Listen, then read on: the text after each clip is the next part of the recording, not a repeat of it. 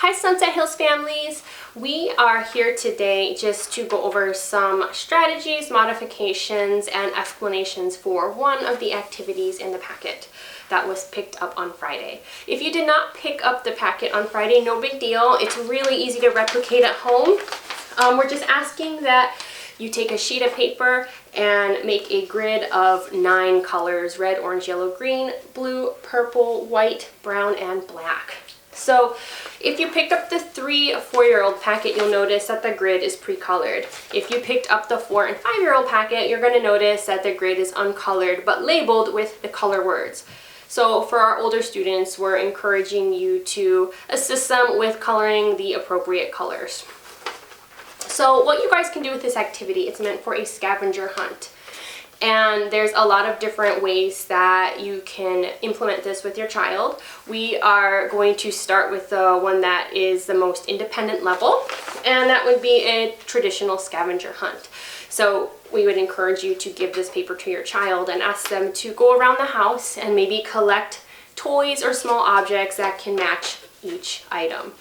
If you wanted to make a family project out of it, you guys could go outside and see things in your neighborhood that would fit the bill, and maybe just take a marker or a pencil and cross off as you guys find each color. For those students who need a little more reining in, one thing we suggest is having the grid, and maybe as a family you guys pick out the items beforehand in a cup and encourage your child to match. So for example, your child would have this cup sitting next to them at their workspace, and object by object you would take them out and encourage them to match. Matching red to red, yellow to yellow, so on and so forth.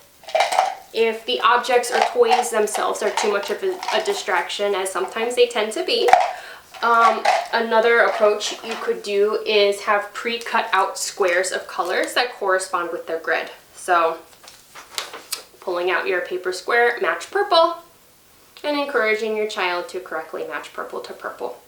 And the final strategy / modification, if you're noticing that this grid is too overwhelming, what you can do is fold it up. And let's just focus on matching 3 colors. So in this case, we would focus on purple, blue, and green. You would have your purple, blue, and green tokens created, and sitting right next to your child, match purple. And if you're seeing they're not matching right away, kind of giving their hand a nudge in the right direction and backing off, we call that a fading prompt or cue. So fading those prompts in order for them to be successful with making those matches. So those are a variety of different ways you could approach this activity. Shoot me an email if you have any further questions, and I hope you guys are all doing well. Thanks, bye!